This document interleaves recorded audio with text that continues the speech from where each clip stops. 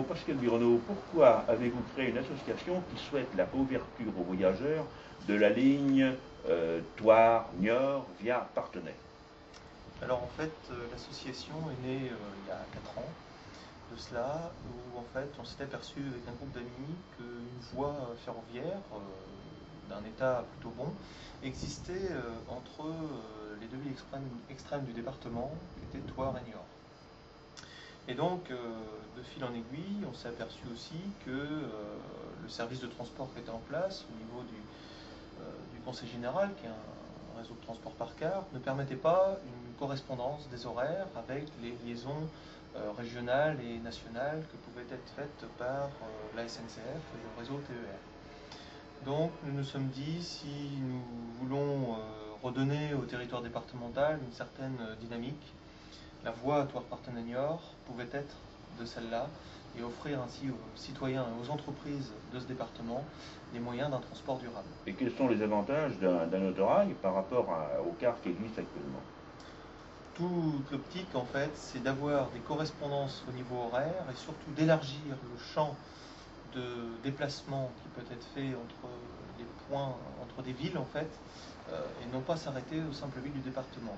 On s'est trop longtemps attardé à regarder les modes de déplacement par car au niveau de Sévriot, de Sévrien, alors qu'en fait, de plus en plus, les distances parcourues par les citoyens sont plus longues, plus rallongées, aussi bien pour des besoins professionnels que des besoins touristiques, que d'autres besoins de se déplacer d'une manière générale, et que des liaisons vers Saumur ou Angers par rapport au Maine-et-Loire, ou aussi bien vers La Rochelle et Saintes pour la Charente-Maritime, étaient nécessairement fortes pour le territoire départemental. Alors, et pour ceux qui habitent. On sait que les cars sont moins confortables que les trains. Est-ce que les autorails seraient plus rapides que les cars? Alors toute l'optique, en fait, c'est pas forcément d'être plus rapide, je vais plutôt détourner la question, d'être plus rapide par rapport à la voiture, déjà d'un premier point, c'est surtout d'être, disons, avec un niveau de confort plus performant, une sécurité aussi des personnes qui se situent à l'intérieur des trains, et puis de répondre aussi aux exigences environnementales qui sont aujourd'hui indéniables vis-à-vis du climat.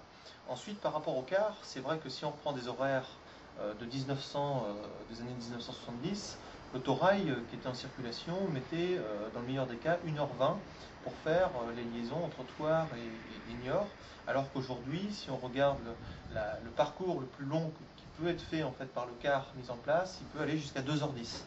Donc c'est vrai qu'aujourd'hui, on peut être en mesure de répondre d'une manière plus rapide aux besoins des populations, j'ai envie de dire, qui habitent le département des Deux-Sèvres, mais aussi d'avoir des liaisons en correspondance avec les villes limitrophes du département.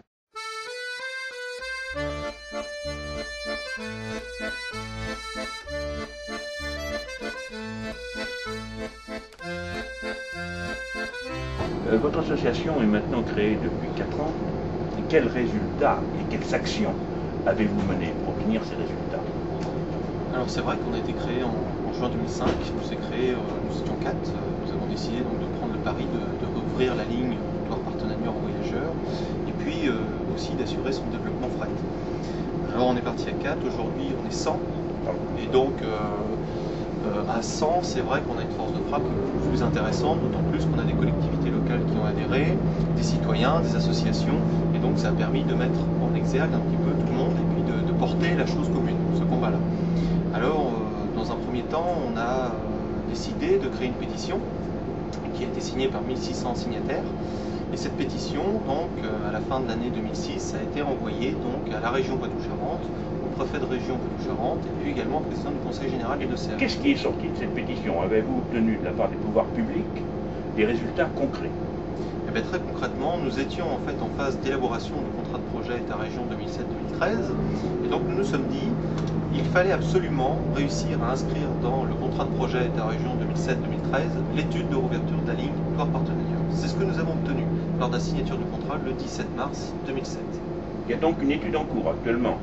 Tout à fait. Donc après 20 mois, après la signature de ce contrat de projet État-région 2007-2013, en décembre 2008, les collectivités locales, que sont la région Poitou-Charentes, le Conseil général des Deux-Sèvres, et puis les partenaires ferroviaires, ont décidé de lancer l'étude en question pour connaître si une potentialité existe en termes de voyageurs et aussi en termes de fret sur la ligne Thouars-Parthenay-Niort. Quand cette étude doit-elle être rendue publique?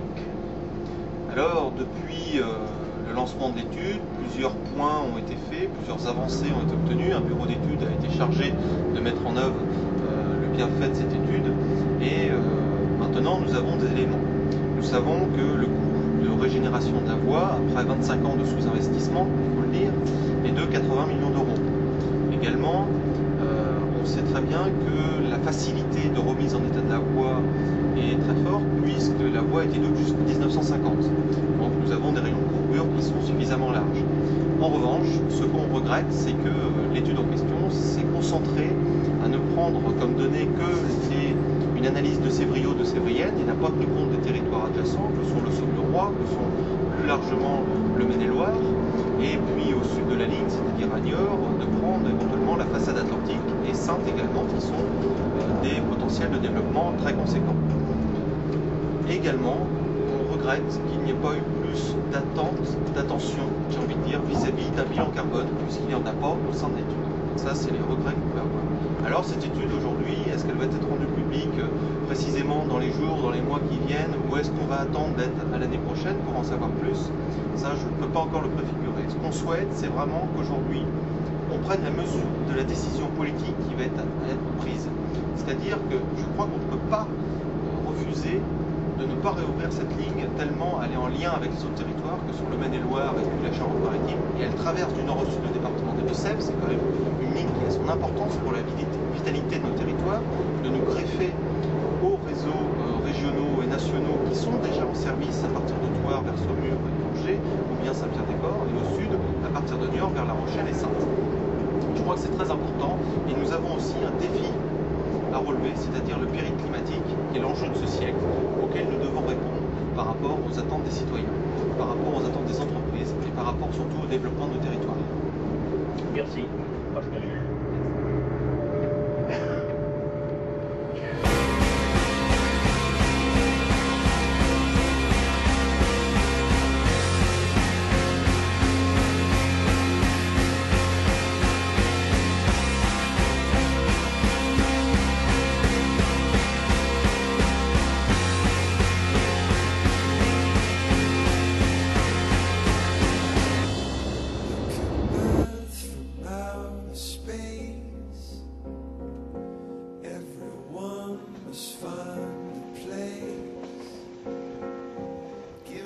Time, give me space.